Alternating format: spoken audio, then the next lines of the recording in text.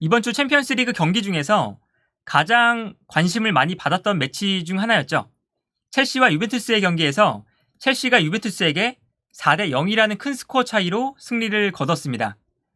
사실 이 경기는 챔피언스리그 조별리그 1위를 놓고 다퉜던 경기라고 할 수가 있었는데, 사실 말메와 제니트 이 두 팀과의 승점 차이가 굉장히 많이 났어요. 그렇기 때문에 유벤투스는 이미 승점 12점으로 챔피언스리그 16강 진출을 확정지어 놓은 상태였고, 첼시는 승점 9점으로 챔피언스리그 16강 진출에 가까워진 상태였기 때문에 이번 경기에서 첼시와 유벤투스가 챔피언스리그 조별리그 1위로 누가 16강을 진출할 수 있을 것이냐, 이걸 결정하는 경기였는데요.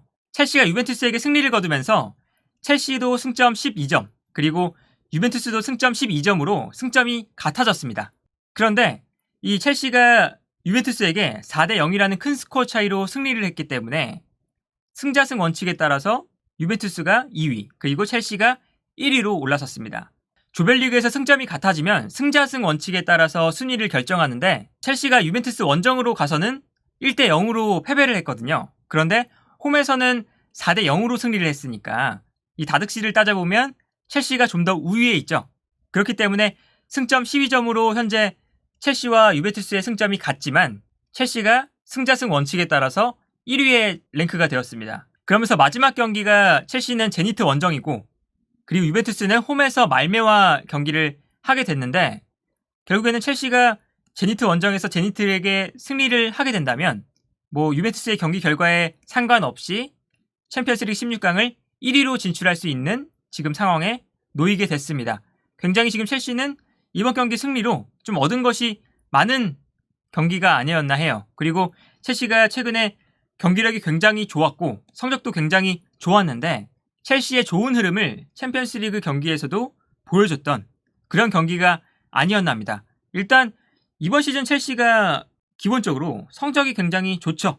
굉장히 강력한 모습을 보여주고 있는데, 리그에서만 봐도 리그 성적이 12경기에서 9승 2무 1패, 그리고 득점이 30골, 그리고 실점은 4개밖에 허용하지 않았습니다. 그러면서 현재 프리미어리그 1위에 올라가 있고, 그리고 챔피언스리그에서도 오늘 경기까지 5경기에서 4승 1패, 10골과 1개의 실점을 허용했습니다. 그러면서 지금 조별리그에서도 1위를 기록하고 있는데, 일단 첼시의 성적만 봐도 리그에서도 1위고 챔피언스리그 조별리그에서도 1위니까 굉장히 좋은 성적을 기록하고 있습니다. 그리고 유럽 무대에서 지금 현재 가장 경기력도 좋고 성적도 가장 좋은 팀 중 하나죠.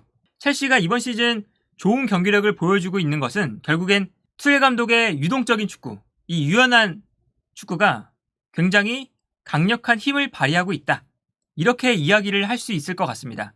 일단 첼시의 유연한 축구가 좀 힘을 발휘하고 있다, 이런 걸 좀 느낄 수 있는 것이 최근 이제 첼시가 루카쿠가 부상으로 빠져 있죠.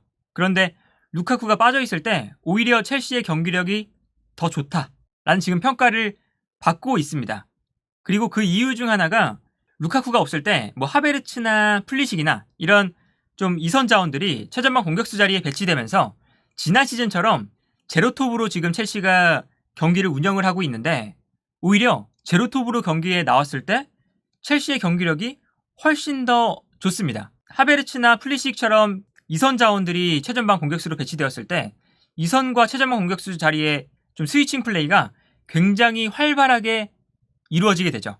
그러면서 하베르츠가 측면으로 빠질 때는 마운트가 중앙으로 들어오기도 하고, 플리식이 측면으로 빠져 있을 때 지에우가 좀 중앙으로 침투해 들어온다던가, 이런 플레이들이 정말 잘 이루어지면서 스위칭 플레이가 굉장히 활발하게 이루어진다는 게 첼시의 가장 큰 힘 중 하나다, 이런 평가를 듣고 있는데, 실제로 루카쿠가 없을 때 리그에서는 4경기 동안 3승 1무, 그리고 득점이 굉장히 많은데 4경기에서 14골을 넣었어요. 그리고 실점은 하나밖에 허용하지 않았습니다. 그만큼 루카쿠가 없을 때 굉장히 좋은 성적을 보여줬고, 챔피언스리그에서도 루카쿠가 없을 때 2경기 동안 2승, 그리고 득점은 5개의 득점을 기록하고 있습니다. 그리고 실점은 하나도 허용하지 않고 있어요. 그만큼 루카쿠가 없을 때 오히려 지금 첼시가 굉장히 좋은 경기력을 보여주고 있고, 그리고 좋은 경기력에 더해서 성적도 따라와 주고 있다, 이런 모습을 볼 수가 있습니다. 그런데 사실 좀 역설적이게도 지난 시즌 첼시가 부족함을 느꼈던 부분이 최전방 공격수 자리였죠. 그러면서 지난 시즌 리그에서 최다 득점자가 조르지뉴, 7골을 기록한 조르지뉴였고 그 다음이 이제 베르너, 마운트, 에이브러햄 이 6골, 그리고 커트 주마가 5골, 뭐 이렇게 굉장히 다양한 선수들에게 득점이 분포가 되면서 첼시의 가장 큰 문제가 최전방에서 결정 지어줄 선수가 좀 부족한 것이 아니냐. 이러한 문제점들이 결정적인 순간에 최전방 공격수의 결정력이 좀 부족하면서 좀 첼시의 약점이 될 수도 있다. 이러한 평가들을 받아왔었는데 오히려 지금 첼시의 가장 큰 힘은 좀 이렇게 골고루 득점이 분포가 되면서 선수들이 뭐 스위칭 플레이를 활발하게 좀 이루어내는 이런 플레이들이 오히려 지금 첼시의 경기 스타일에 맞아 보인다. 이런 생각이 지금 들고 있습니다. 이번 시즌 첼시가 루카쿠를 영입했던 이유가 사실 최전방 공격수 자리에 대한 결정력에 대한 부재 이런 것도 있었지만 사실 페널티 에어리어 안에서 싸워주는 선수가 부족했다. 지난 시즌 그런 문제점이 있었기 때문에 루카쿠를 영입했던 이유도 분명히 있었거든요.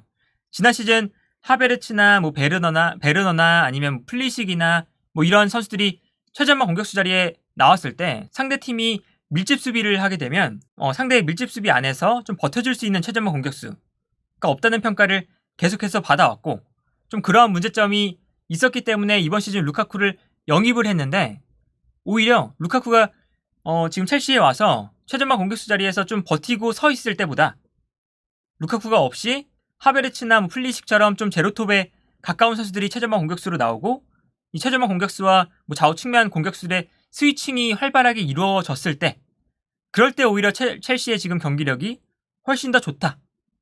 이런 좀 평가를 받고 또 좀 경기력적으로도 지금 루카쿠가 없을 때 조금 더 좋은 경기력처럼 보입니다. 실제로도.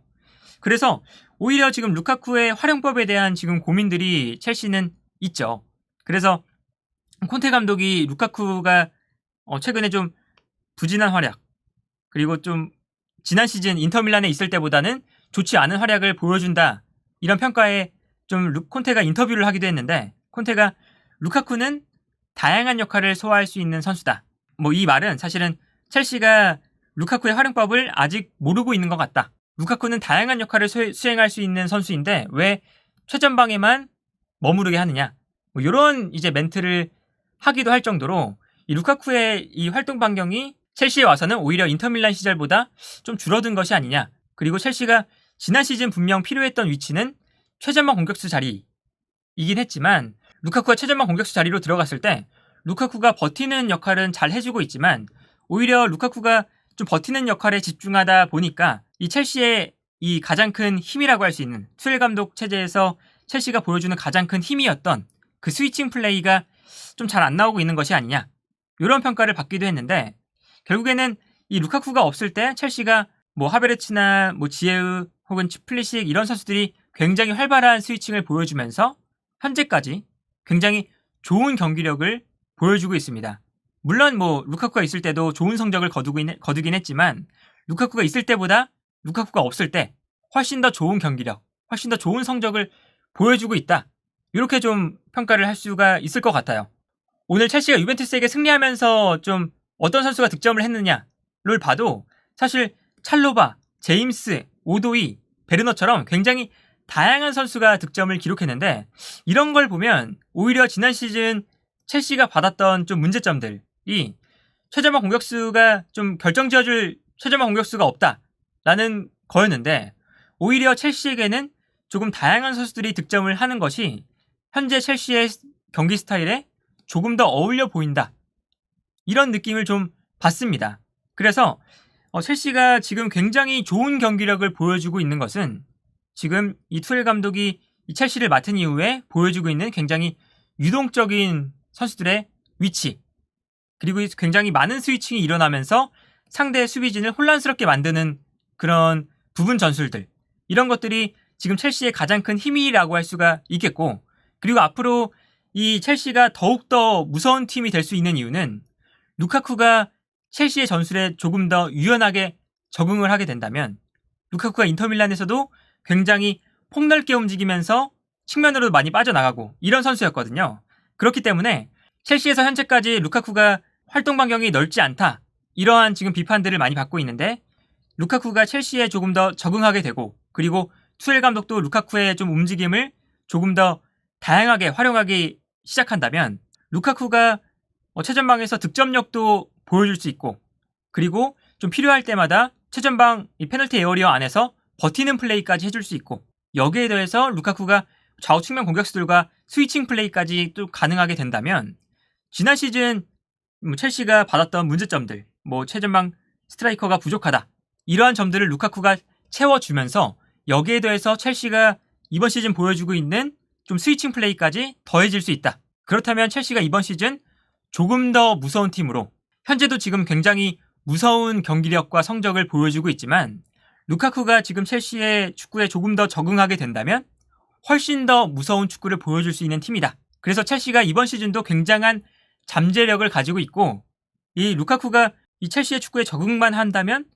훨씬 더 좋은 경기력 그리고 훨씬 더 좋은 성적을 이번 시즌 보여줄 수도 있지 않을까 이런 기대를 하게 되는 이번 시즌 첼시의 좀 흐름이 아닐까 합니다. 그리고 기본적으로 이 투엘 감독이 첼시에 와서 팀을 굉장히 잘 만들어 놓고 있기 때문에 이 투엘 감독이 첼시가 어디까지 나아갈 수 있을까 그리고 어디까지 좋은 모습을 보여줄 수 있을까 이런 기대를 하게 하는 이번 시즌이 아닐까 싶고 그리고 그런 이제 첼시의 좀 상승세를 보여줄 수 있었던 경기가 오늘 있었던 첼시와 유벤투스 이 경기가 아니었나 좀 그런 생각을 좀 해봅니다.